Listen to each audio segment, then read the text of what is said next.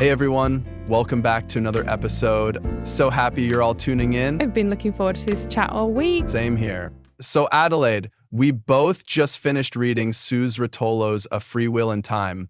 What did you think? Oh man, where to begin? It was such an eye-opener. Right? I thought it was just going to be about her relationship with Bob Dylan. Exactly. But it was so much more than that. I was fascinated by how she carved out her own identity as an artist and an activist. Totally. And the way she brought Greenwich Village in the 60s to life, I felt like I was there. Yes, her descriptions were so vivid. The music, the art, the protests. It was electric. Absolutely. It made me wish I could time travel back to experience it firsthand. I know, right? The sense of community sounded incredible. And it wasn't just about famous names dropping in and out. Yeah, it was about the everyday people who were part of that vibrant scene. Exactly.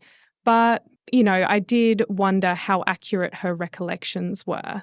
Like for me, What do you mean? well, memory can be tricky, especially from so many decades ago. That's true, but I felt she was pretty honest about her experiences. Perhaps. I guess I'm just a bit skeptical at times. Fair enough. Speaking of honesty, her take on her relationship with Dylan was refreshing. Oh, absolutely. She didn't sugarcoat anything. Right. It was messy and complicated, just like real life. Exactly. And she was so young at the time. Navigating love and identity isn't easy. Definitely not, especially when your boyfriend becomes a global icon overnight. That must have been surreal. Can you imagine the pressure? No kidding. But she managed to maintain her own path. That's what I admired most about her. Same here.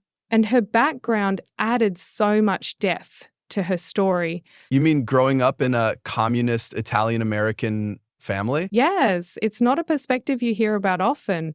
Agreed. It influenced her activism in a big way. Absolutely. It gave her a unique lens on the social issues of the time. Totally. And she was deeply involved in the civil rights movement. Right. Her commitment was inspiring. But do you think she sometimes prioritized activism over her personal well-being? That's an interesting point. Maybe at times. I felt like she was juggling so much. True, but isn't that part of being passionate about something? I suppose so. Still, it's important to find balance. Couldn't agree more. By the way, what did you think about her portrayal of the folk music scene? Oh, I loved it. It wasn't just about the songs, it was about storytelling and connection. Exactly. But I also got the sense that there was underlying competitiveness. Yeah, there was definitely some tension there. Everyone wanted to be heard. That's the nature of artistic communities, I guess. True. But it can be exhausting. Absolutely. Yet, it led to some incredible collaborations. That's the upside. Speaking of collaborations, her anecdotes about meeting other artists were fascinating. Oh, for sure. I especially enjoyed her story about meeting Allen Ginsberg. Me too. He seemed larger than life. Right? And yet approachable in her descriptions. Exactly. She humanized these iconic figures. Which made the memoir even more engaging. Agreed. But sometimes I wished for more details. Really? I thought she provided plenty. Well, for some events, yes, but other times it felt a bit rushed. I can see that. Maybe she wanted to keep the focus on certain aspects. Perhaps. Either way, it kept me turning the pages. Same here. Her writing style was so inviting. Absolutely. It was like having a conversation with a friend. Yes. And her use of imagery, just beautiful. Couldn't agree more. One thing that surprised me was how she addressed the gender dynamics of the time. Ah, yes. Facing sexism in both the art and activism circles. Exactly. It's easy to forget that even progressive movements had their issues. Right. She shed light on the struggles women faced. And unfortunately, some of those struggles persist today. True.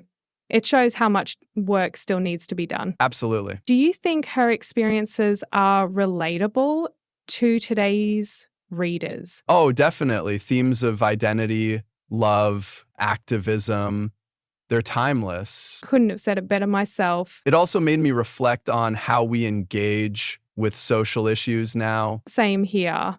Are we as committed, as brave?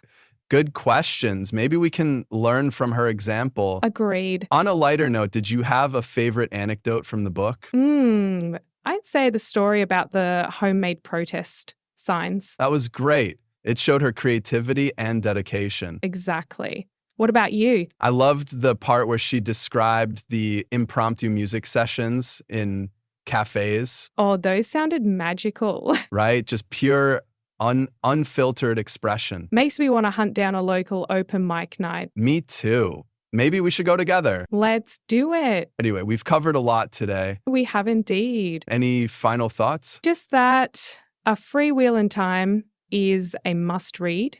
It offers so much more than a glimpse into a bygone era. Absolutely. It's a story about finding oneself amidst chaos. Well put. To all our listeners, if you're looking for a heartfelt and thought-provoking memoir, check this one out. Yes, you won't regret it. All right, that's a wrap for today's episode. Thanks for joining us. Until next time, keep reading and exploring new worlds. Take care, everyone. Well, that's a wrap for this episode of From the Book Nook. Thanks so much for joining us. We love having you here in our cozy little corner of the book world. If you enjoyed this episode, don't forget to like and subscribe to our channel. And we'd love to hear from you. Share your thoughts and book recommendations in the comments. It really helps us connect with more book lovers like you. And we'll meet you right back here in the Nook. Until next time, keep turning those pages. Happy reading. Happy reading.